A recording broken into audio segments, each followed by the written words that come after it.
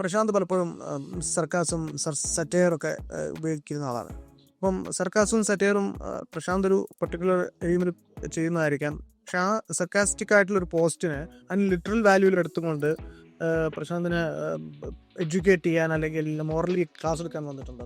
അയ്യോ, പിന്നെ ഈ ഫേസ്ബുക്കിൽ ഞാൻ കണ്ടിട്ടുള്ള ഏറ്റവും കൂടുതൽ കണ്ടിട്ടുള്ള എന്ന് പറഞ്ഞാൽ ഈ സർക്കാസും പോട്ടെ, വാട്ട് എവർ ഇറ്റ് ഈസ്, നമ്മൾ എന്താണോ നമ്മുടെ പേഴ്സണാലിറ്റിയാണ് അവിടെ കാണുക. അല്ലാതെ നമുക്ക് ഫേസ്ബുക്കിൽ വരുമ്പോൾ ഒരു പേഴ്സണാലിറ്റിയും അല്ലാതെ നടക്കുമ്പോൾ വേറൊരു പേഴ്സണാലിറ്റി അല്ല. അപ്പോൾ നമ്മൾ കമ്മ്യൂണിക്കേറ്റ് ചെയ്യുന്നത് ഇങ്ങനെ അവിടെ തന്നെ ആസ് യു ആർ. പക്ഷേ നേരത്തെ പറഞ്ഞ ടോൺ മിസ്സിങ് ആവും. അപ്പോൾ നമ്മൾ എന്താണ് ഉദ്ദേശിച്ചതെന്നുള്ള കൃത്യം ഒരു ടോൺ ഇല്ലാത്തത് കൊണ്ട് വായിക്കുന്നവൻ്റെ അറിവ് പോലെ എടുക്കും. പിന്നെ സർക്കാസത്തിനെ പറ്റി പറയാറുണ്ട്. സർക്കാസവും ഇലക്ട്രിസിറ്റിയും ഇന്ത്യയിൽ ഇപ്പോഴും എല്ലായിടത്തും എത്തിയിട്ടില്ല.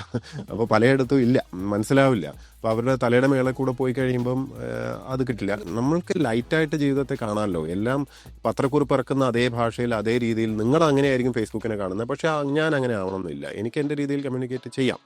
അവിടെ ഒരു ഫ്രീഡം ഉണ്ട്. ആ ഫ്രീഡം ഞാൻ എക്സസൈസ് ഞാൻ നേരത്തെ പറഞ്ഞുകൊണ്ട് 19(1) തരുന്നത് എല്ലാ അവകാശങ്ങളും വിനിയോഗിക്കാൻ തന്നെയാണ്. അപ്പോൾ അതിനകത്ത് റൈറ്റ് ടു ഒഫൻഡ് കൂടെ ഉണ്ട്. റൈറ്റ് ടു ഒഫൻഡ് ഇല്ലാതെ എന്ത് right to speech? Free speech വേണമെങ്കിൽ എനിക്ക് ഒഫൻഡ് ചെയ്യാൻ പറ്റണം. അപ്പോൾ 19(2) പറഞ്ഞ റെസ്ട്രിക്ഷൻസ് അല്ലാതെ ലീഗലി ഒരു റെസ്ട്രിക്ഷനും ആര് പറഞ്ഞാലും ഞാൻ സമ്മതിക്കാൻ പോകുന്നില്ല. അപ്പോൾ അതുകൊണ്ട് തന്നെ ചിലപ്പോൾ തമാശ പറഞ്ഞിട്ട് അത് ഇഷ്ടപ്പെടാതെ വന്നത്, ഇഷ്ടപ്പെടാതിരിക്കാൻ സ്വാതന്ത്ര്യമുണ്ട് തീർച്ചയായിട്ടും. അതിനെപ്പറ്റി വേണമെങ്കിൽ 2 കമൻറ്റും അടിച്ചോളൂ. അത് എനിക്ക് ഇഷ്ടപ്പെട്ടില്ലെങ്കിൽ ഞാൻ ചിലപ്പോൾ അത് ബ്ലോക്ക് ചെയ്തൊന്നും ഇരിക്കും. അതെൻ്റെ ഇഷ്ടം. അപ്പോൾ ഈ ഒരു ഗിവ് ആൻഡ് ടേക്കിൽ പോകാൻ പറ്റണം. ബട്ട് അൺഫോർച്ചുനേറ്റ്ലി നടക്കുന്നതെന്ന് വെച്ചാൽ കണ്ടന്റിനെ പറ്റി സംസാരിക്കാൻ ഒന്നുമില്ലാതെ വരുമ്പോൾ അതിൻ്റെ പാക്കേജിങ്ങിനെ കുറിച്ച് സംസാരിക്കാൻ വരും. അപ്പോൾ ഒരു കണ്ടന്റ് വിശദമായിട്ടൊരു കാര്യം പറയുന്നു, അതിൻ്റെ കൂടെ 2 ചളിയൊക്കെ ചിലപ്പോൾ പറഞ്ഞു തന്നിരിക്കും.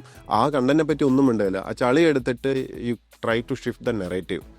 ഇത് നടക്കാറുണ്ട്. അത് കൃത്യമായി ഫേസ്ബുക്കിൽ നടക്കുന്ന ഒരു പ്രതിഭാസമാണ്.